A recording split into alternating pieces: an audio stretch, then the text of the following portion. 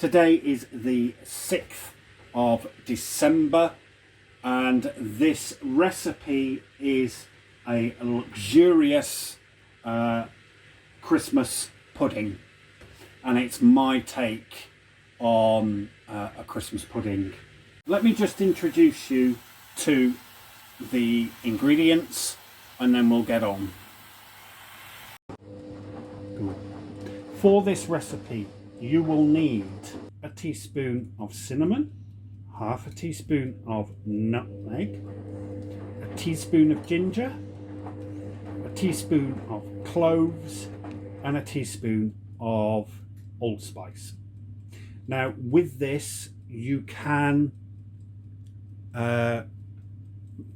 play around with it a little bit. If you prefer one spice over another, you can knock back on the one and add a little of the other, or you can just leave whichever spice you're not keen on out. Okay, so then we have 110 grams of fresh white breadcrumbs, 50 grams of self-raising flour, 110 grams of suet, 225 grams of soft browned sugar.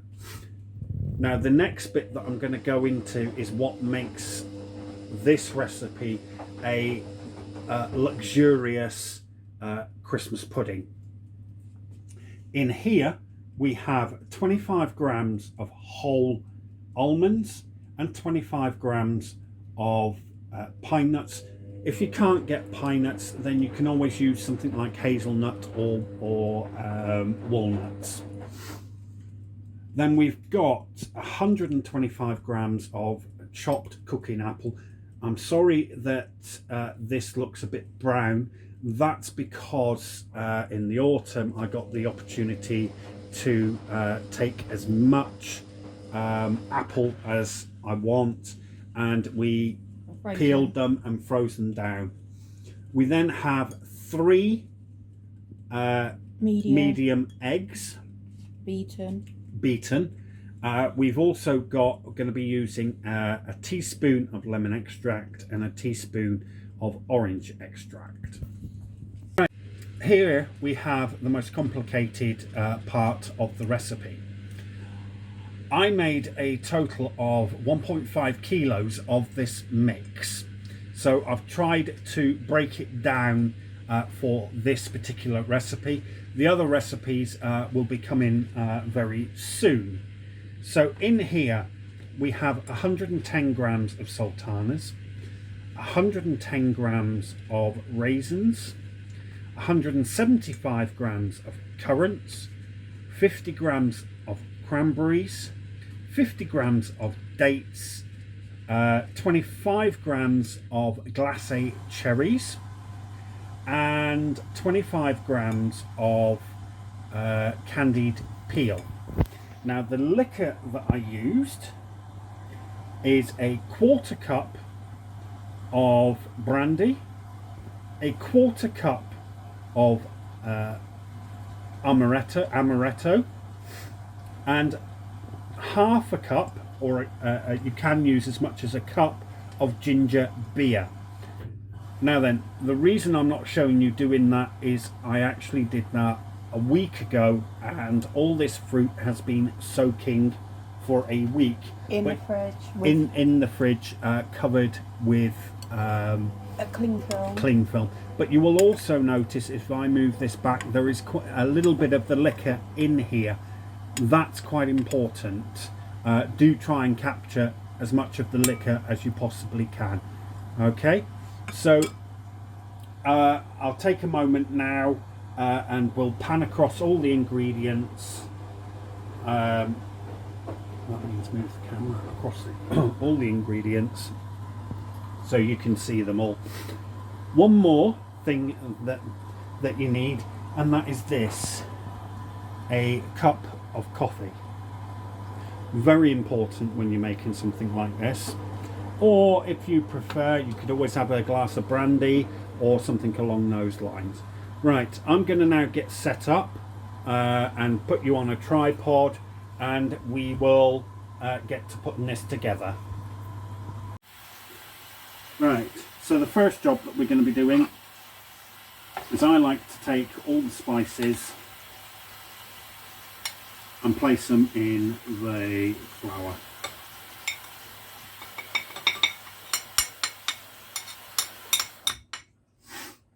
Okay, let's move that out of the way and just mix it in with the flour.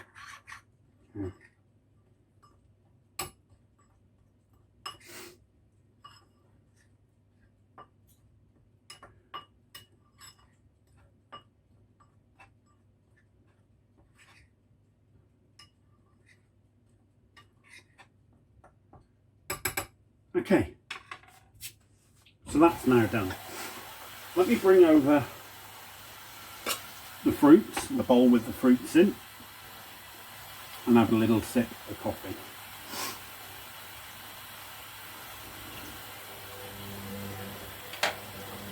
Do excuse the noise in the background.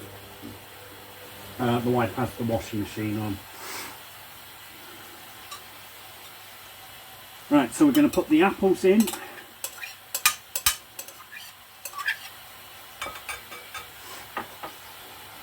And the fruit.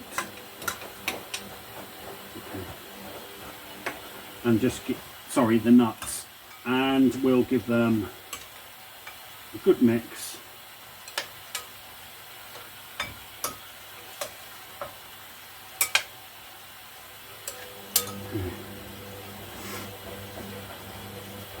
Now I'm going to add the sugar.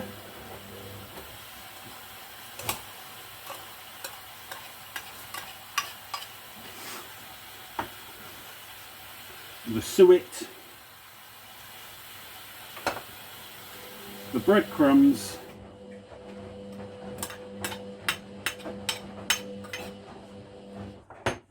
and the flour.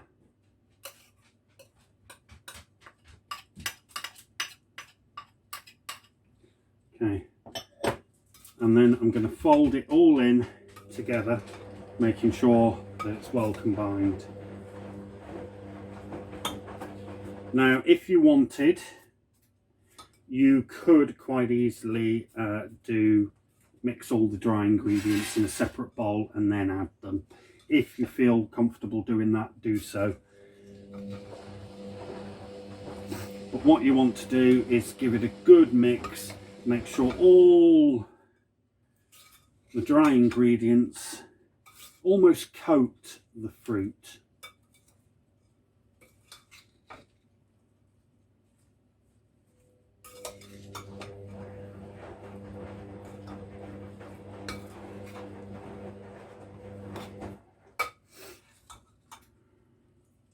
At this time, I know it doesn't look like much, but then when you're making most things, they never look as good as you hope when you're doing this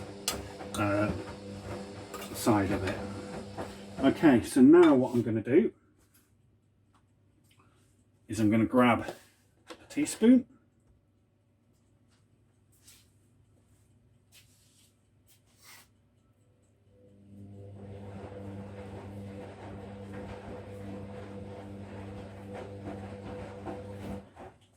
This is actually more simple than people actually think. The most complicated thing is sorting the fruit. So we've got here the orange extract and 1 teaspoon of that. You don't need a lot of it. It can be quite overpowering.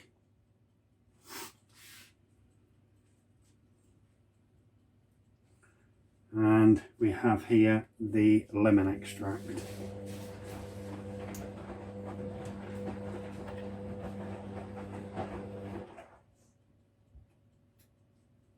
And 1 teaspoon of that.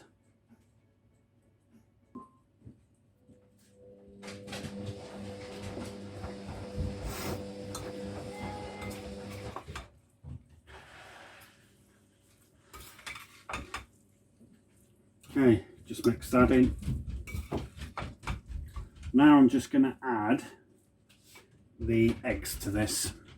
I've already beaten them, there's no extras in here, so that's going to go in. Okay, well, let's just move all these bits out of the way.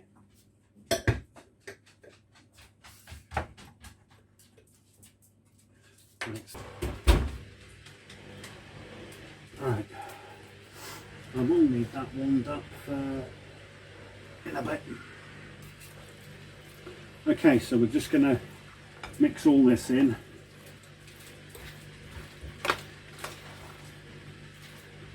It is quite a wet mix.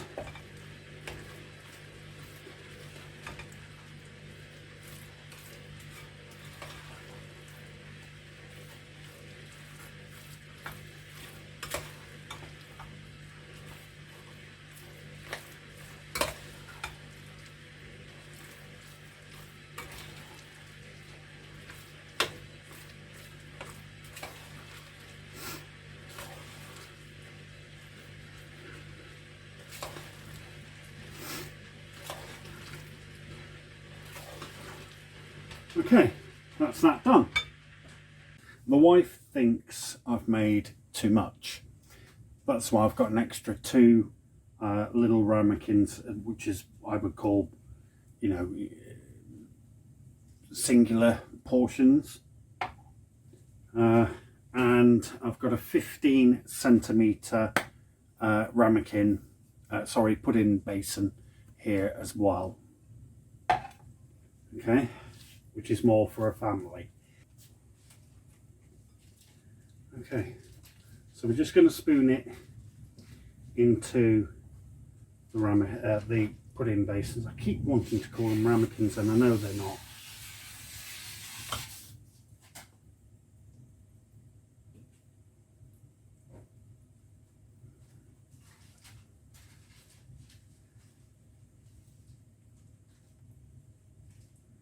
Okay.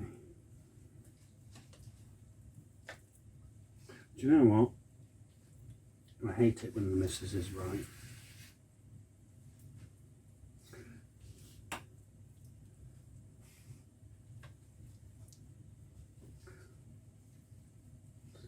But I don't know, you know. Do we let her have this one?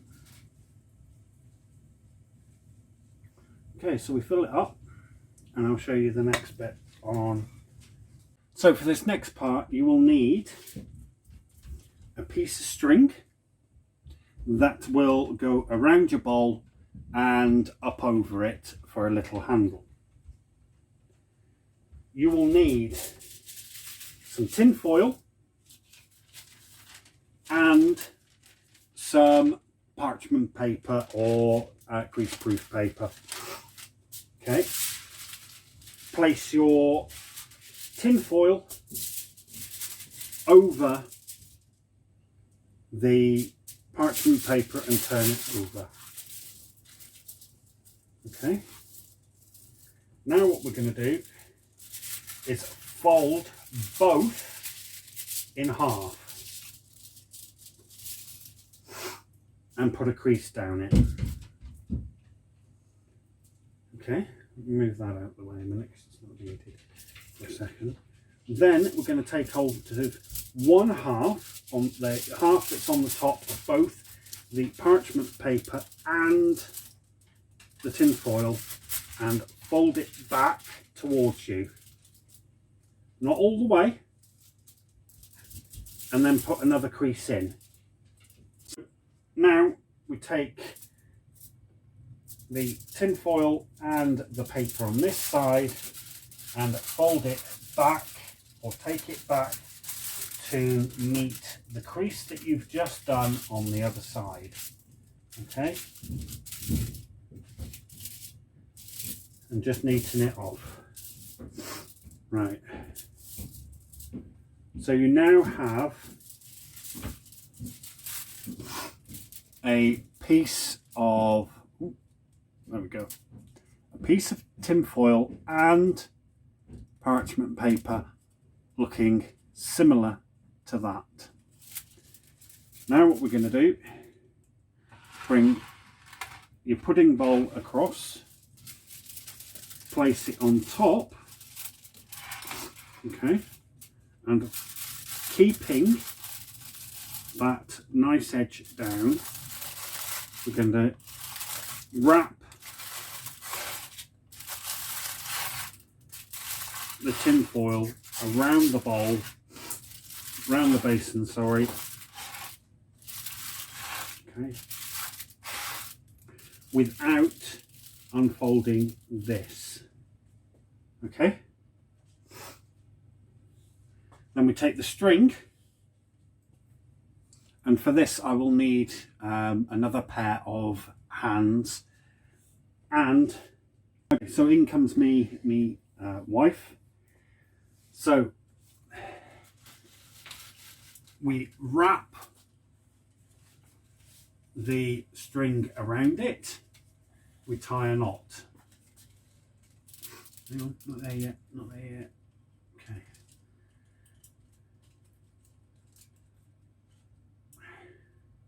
We tie a knot, pulling it in as tight as we can.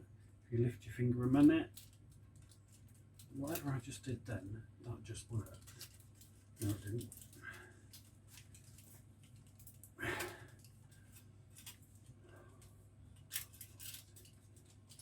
Right, finger in there. No, up. That's it.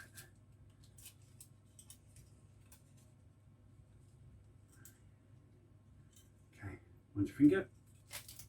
There we go. Okay. Bring your string up over and down the other side. Feed the string in behind the piece of string you've got going around the basin.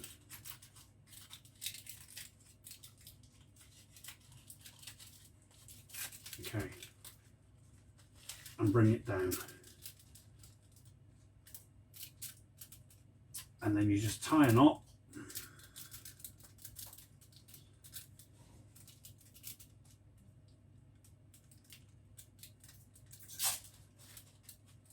Like so.